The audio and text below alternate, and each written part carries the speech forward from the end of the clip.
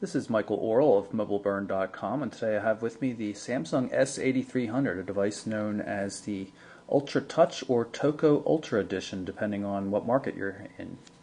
It's a European spec device. It's quad-band GSM and dual-band UMTS. No support for 3G in the US, so unfortunately everything we're going to see here is on edge speed. You can see it's a slider phone, very thin in profile. Sports an 8 megapixel autofocus camera with flash, and take a look at the back here. The way it's there's no cutout look. It's very clean lines. It's a nice pattern on the back. It's really a beautiful device. Good blacks, nice red trims. Very usable flat keypad. No individual keys, but still there's no problem using them whatsoever. While this is a bit strange looking here, it's just a dedicated back button. There's no kind of D-pad or any other functionality there. Call, end, and send buttons, like you would normally expect. In terms of the hardware design, apart from the slider, there's not much to this. There's a simple control here for volume. On the right hand edge, there's a micro USB connector for power, which is quite nice. It's good to see Samsung moving towards that. Dedicated lock button next to the shutter button. It's a two-stage shutter button, so you press it a little bit to get focus, press it all the way to take the picture. This lock button, though, is in a really poor position. It's too close to the shutter button. It's just too difficult to use at times. I've been using this phone quite a bit for the past week, and it's one of the things I dislike about the phone is that lock button. It really could have been done a lot better.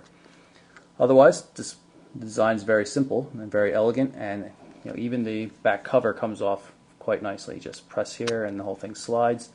It's very simple and elegant design. The star of the show, however, is the 400 by 240 pixel AMOLED display. This display is fantastic. It's 2.8 inches in diagonal, capacitive touchscreen, and it is just the best thing on the market right now. You can see this uses Samsung's TouchWiz interface, so you can drag on-screen widgets, for quick access to things. You make the widget tray go away, and now you have instant access to applications or other things that the widgets provide. Some of the widgets are live data. You can actually get something for like Yahoo Finance and get live data on your display. It's a little bit slow over here without the 3G connectivity, though, so I haven't really made too much use of it. Unlike a lot of the TouchWiz devices we've seen here, this one actually has a scrolling desktop. You can see that there's more to the desktop than just what's on the one screen. So you can have, like I did in my case here, I have this basically opened up. This not a lot of widgets on or anything like that, just the date, and the network. But up top, some things that I find a little more useful. There's the music player, Bluetooth configuration, quick access to Bluetooth, turning on and off the headset connection, and also quick access to changing profiles.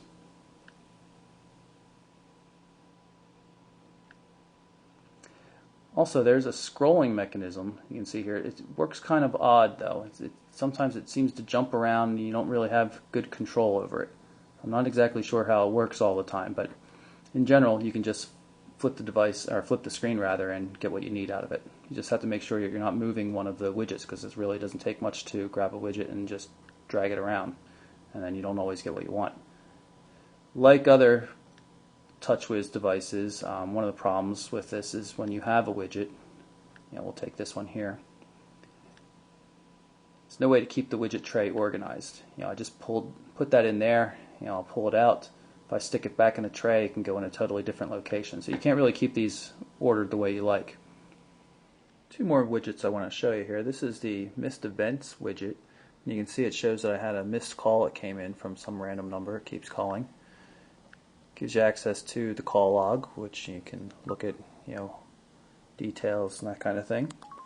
If you tap up top here, you can switch to the different types of calls you're looking at, whether you made them, received them, that kind of thing. Another widget is the favorite contacts widget. You can see right now it's in minimized mode and showing 3 contacts. It has a picture for each of them from the contact record and then the name. We have John Doe here. You tap on it. We've seen this on other Samsung devices recently. So what you do is you have 3 contacts, and whichever one is in the big window is active, and then you can quickly send a message or place a call, or in this case a video call if you're in Europe or something like that. You switch contacts just by tapping on them. So if I wanted to send one to Michelle instead, I just tap on that picture, or if I want to send one to Inga, I just tap on that picture, hit the button, and it's already pre-addressed, which is pretty nice. The only issue with it is it's kind of large and doesn't let you position it properly. You know, if I want it over here on the left edge, once I open it up, part of it's off the screen, which is kind of silly.